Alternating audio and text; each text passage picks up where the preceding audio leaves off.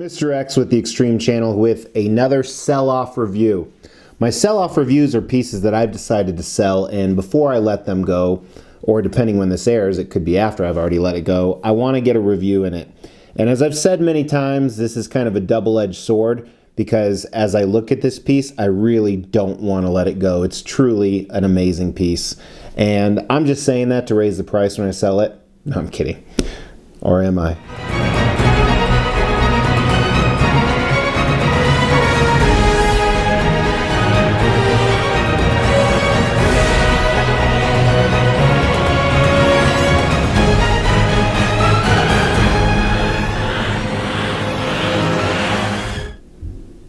Mr. X with the Extreme channel here, and I have a Sideshow Collectibles Alien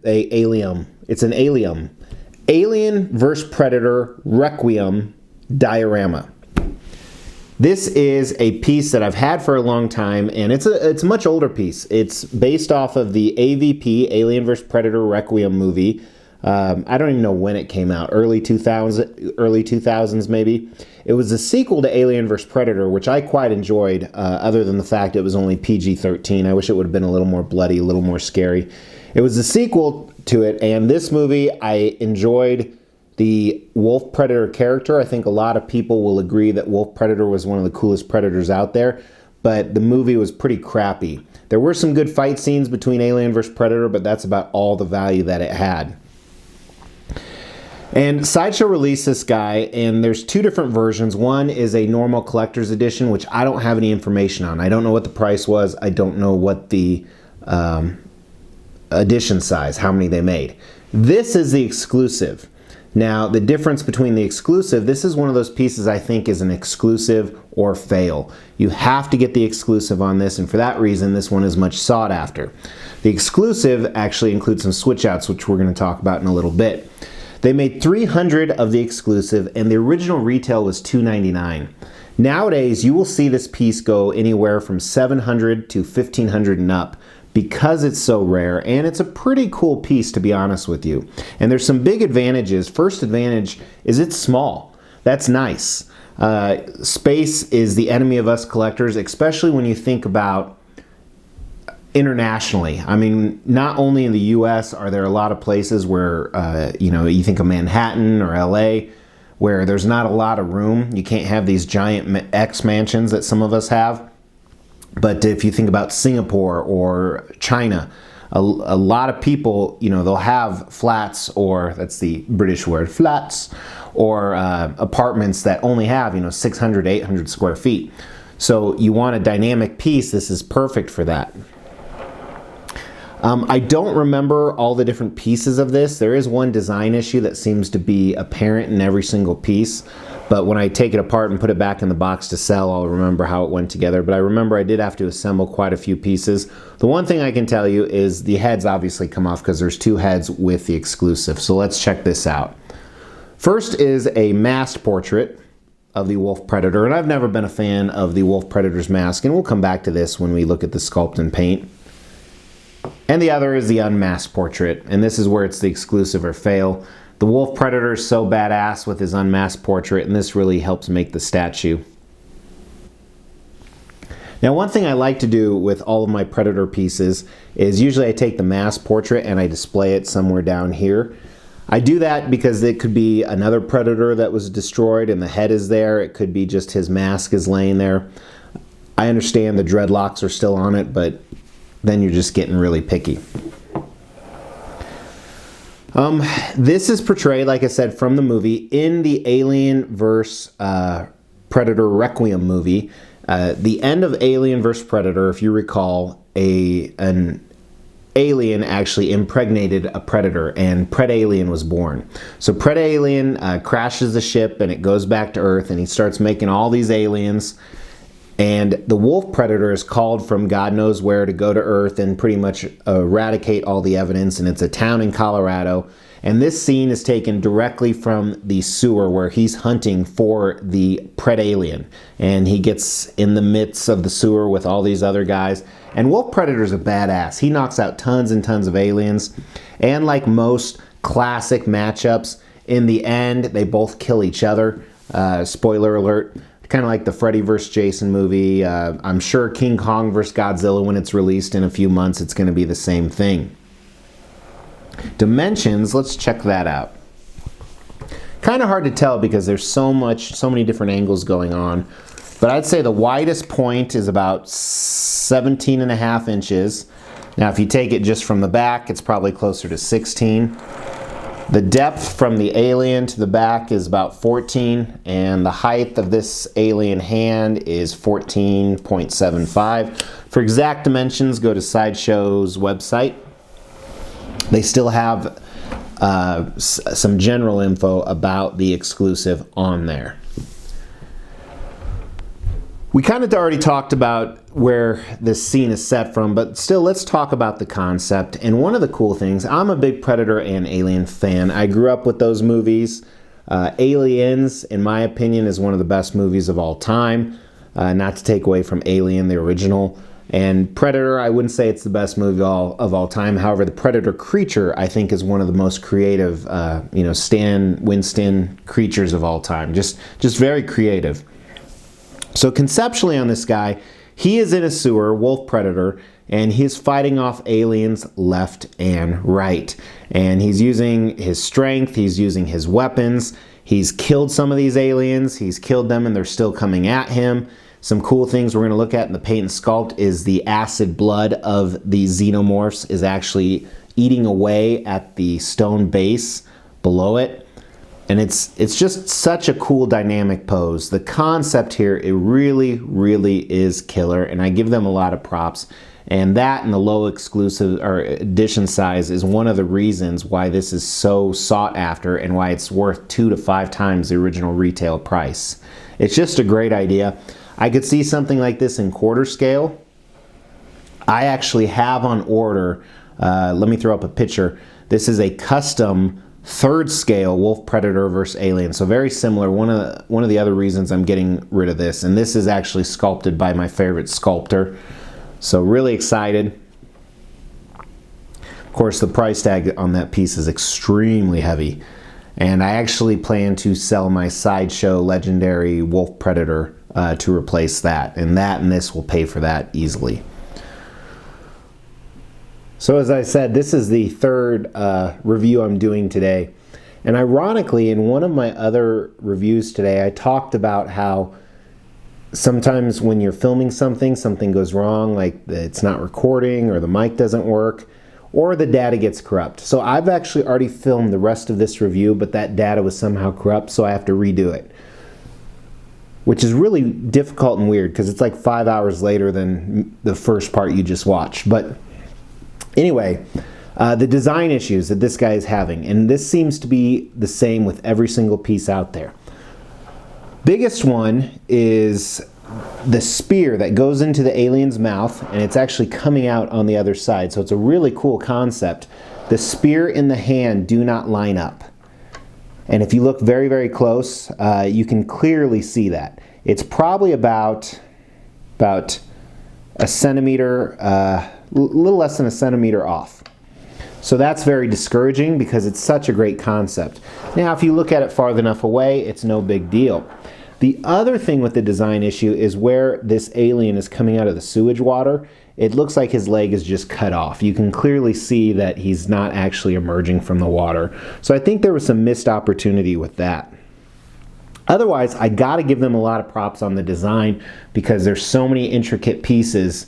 It's such an action dynamic pose. This alien's almost fully in the air. This alien, there's only half of it. His foot's sitting on this alien, which is sitting on cement that's been, burnt away by the acidic blood of the xenomorph.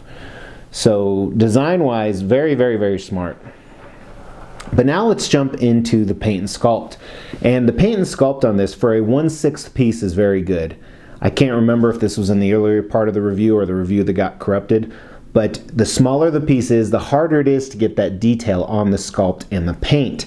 And I think they did a great job here. I think there's a few areas that I would have went in a different direction. Starting at the base here, so this sewage water that we have going on here, it is too green.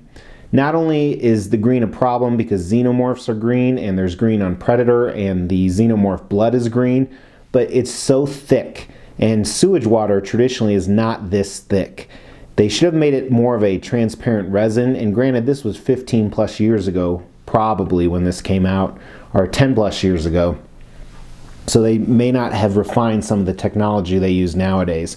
But I like the flow of it, especially where the alien leg is coming out. It looks like a real splash, so the sculpt is good. I just think they should have used a different color or a more transparent type resin. The brown grate that they have on it looks very good. It actually is plastic, but it doesn't look like plastic. I think the one loss here is it looks brand new. And in a sewer, you would not have a brand new grate. It would be worn, it would be weathered, it would have rust marks. So that's a miss. From the conceptual standpoint, from how it looks, it's not a miss. And the same thing can be said about the cement. It's good cement, it's good sculpt. It's all one or two colors. It doesn't look like they did a lot of color variation, which isn't really necessarily needed. The color variation you see is where the acid is eating away the cement, where the alien has been cut in half. And I like that effect. I think it's really cool. They put a little bit of gloss on the alien blood to make it pop, which I appreciate. But the cement doesn't have any wear or tear. It looks like newer cement other than some gravel sculpted into it. The pipe on the side looks really good. I think that's a cool addition. And that looks worn like a sewer pipe would. Then let's jump around on the xenomorphs, the aliens here, kind of all over. I wish they would have varied the color a little bit. It's all kind of this matte green, which obviously the aliens are that. They could have added a little bit more gloss or a little bit more variation in the green to make some of the good sculpt in their pop. But there's some really good sculpted detail in the bodies, the tails, the legs, the arms, the hands, the backs. And then I think they did a great job on the heads. Classic alien xenomorph heads. The teeth. The one he's choking has an inner mouth that's coming out. And I didn't get any pictures of it, but the one that's cut in half has the same thing. So much variation. And then moving on to the Predator, very accurate to the movie, and there's not a lot of colors. It's kind of that beige and the dark armored color, so it's hard to kind of talk about the paint on this and the sculpt because it's so small. One thing to notice is the different plates on the legs look really good, contrasting on his skin colors and his straps and other type of armor gear he has. And then moving up towards his belt area, you see all the accessories. You see his shuriken. You see the whip that is made out of an alien's tail, I believe. Looks really cool. On his chest, you see some more weapons and skulls. And the netting, the classic netting, a lot of times they do this mixed media. This is sculpted on here. His anatomy looks a little strange. He doesn't look very buff. But I do like how they moved his anatomy because his right arm is holding that alien up, so his pectorals and six-pack wouldn't be in the traditional place it is. Good sculpt on his biceps. It's muscular but not over-muscular. You got to remember he is a humanoid type creature but doesn't necessarily mean he's human. The gauntlets on his wrists, they could have done a little bit more detail and colors. It doesn't show the classic red or the electronics beeping. And then every Predator has one of those guns on his backpack that always seem to be destroyed during the fight. This guy actually has two. And I like how they've combined it with where the hair is flowing. Some good rust color on there. And then let's look at his portrait. So he's very damaged because he's been through so many battles. One of his mandibles is missing. He has kind of this permanent green stain. One of his eyeballs is off. Good texture to it for a smaller 1/6 piece. And I keep saying 1/6. This actually may be smaller than that. I can't remember if I talked about that in the first part of the review. His dreads look good. Good flow to him. And then here's his mass portrait.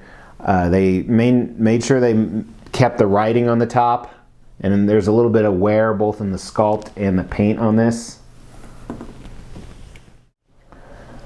Again, it's just a fantastic piece. This spear is a huge, you know, miss, but otherwise I love it. I love the concept. Alien vs. Predator, the ultimate matchup we waited 25 plus years for, and this really embodies that 100%.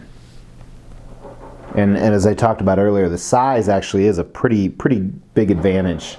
Doesn't take up too much room, and it's no doubt a showstopper for people that walk by.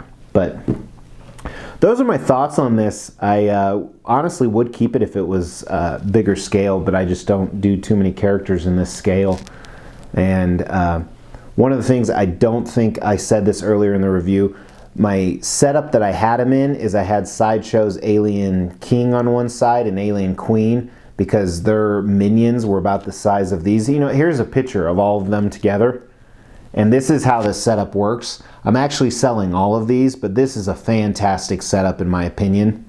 And I'm selling these because they don't scale with all the other quarter scale Alien and Predators I have on order. But it's just a fantastic picture, a fantastic setup. And it seems like they all flow together. So what I'd like to see is, why don't you guys drop in the comments who would win, Predator or Aliens? It's a common matchup in the movies. They always kill each other at the same time because they don't want to upset Aliens fans. They don't want to upset Predator fans, which I totally get. But honestly, who do you think would win? I think the Aliens would win. I think just sheer numbers. And they're more vicious.